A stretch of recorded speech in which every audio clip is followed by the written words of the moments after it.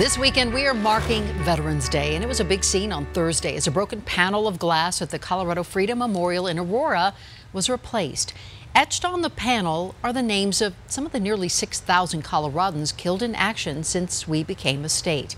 Vandals broke this panel back in July. Who or why, we don't know, but Coloradans came through again. $42,000 in donations, plus some insurance money was used to buy a new panel, etch the names, and install it in time for Veterans Day. And many of our veterans are in need of help, whether it's with housing or food or simply someone to talk to. And sometimes asking for help is harder than getting it. And that is why Denver Human Services has a division that specifically works with those who have served our country. Stacy Moslett is joining us today. And Stacy, I know you are an Air Force veteran and now working through Denver Human Services through their Veterans Outreach. So explain how that works. So basically, Veteran Services Program is with the Denver Human Services, and any veteran that comes through our door, we will serve. Doesn't matter what their discharge status is, their time in service, what era they served in. We pride ourselves in even serving veterans and their families. So what does that mean when you say we will serve?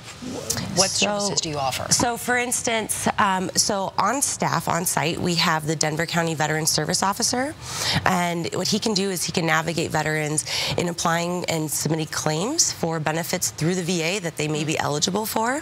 We have business development associates, and we like to refer to them more as our career coaches. They help veterans who are in need of employment. They'll do research building, interview techniques, help with job search, whatever that veteran needs, whatever type of employment they're looking for. We have outreach case coordinators that really, they pride themselves on taking the veterans that are facing the most struggles or having the most barriers that are coming up in their lives and helping them navigate and put those supports in place so if instances ever arise again that they can handle them on their own. We also have a peer support specialist who acts more of a mentor to help the veterans that come through our door. Really, they just need that extra support that, hey, did you make it to your appointment today? Do you need help getting to your appointment today? And he can do that for him and or her. You yourself are a veteran. Correct. So how does that come into play in working with veterans who come into your office? You know, a lot of times it's just a point of relation. Veterans have a sense of community and camaraderie, and we really have our own vocabulary and that kind of stuff. I find myself not really immediately offering that I'm a veteran, but a lot of times it helps somebody become more comfortable when they're in our program dealing with tragedies or just vulnerable situations. And what are those most pressing needs that you see day in and day out? You know, it really varies from person to person. We have individuals that are experiencing homelessness. We have individuals that have maybe lost their job, and so they're struggling to come up with where they're going to find their rent for that month. And you help with that? We don't provide direct rental services, but we have very strong partnerships with our community, and we're able to refer them to the appropriate agencies. And same with job search? We do job search on site, but we also partner with agencies that are amazing at that as well.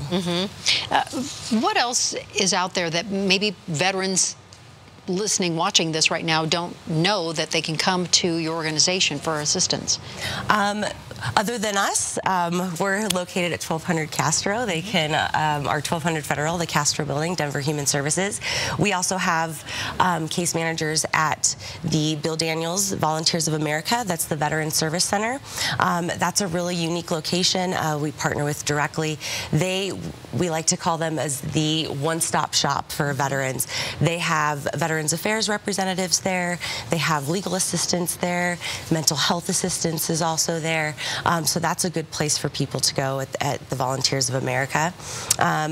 We also work with Rocky Mountain Human Services. They have their, as well as the Volunteers of America, they receive the Supportive Services for Veterans and Their Families grant, which provides direct housing assistance. So there's many places that veterans can go, and any veteran experiencing anything, any struggle in their life, they can contact us and we will direct them. And can people just walk into these centers that you mentioned? Absolutely. Okay. And tell us a little bit about Women Veterans of Colorado. That's another group that you have some involvement with. What specifically about women veterans? Are there unique needs that are being met? So in our office, we don't specifically track the needs of women veterans in comparative to male veterans. I think I can only speak from my own personal experience as being a woman veteran. And when I separated from the military, I joined the military for education benefits and to do all that. Sure. So when I separated, I went back to school, and I found myself in some financial struggles. But never once did I consider myself, oh, Stacey, you're a veteran. Why don't you contact veteran services organizations?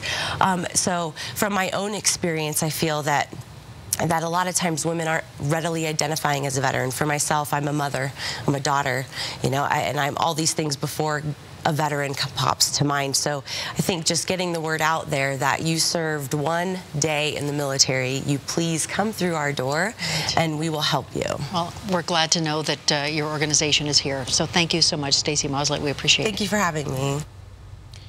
And there is help for veterans who are in a crisis situation. Here's a number for you on the screen. You can call 1-800-273-TALK. This number is available 24 hours a day, no matter the problem you are facing. Help is also available online at veteranscrisisline.net or by texting 838-255.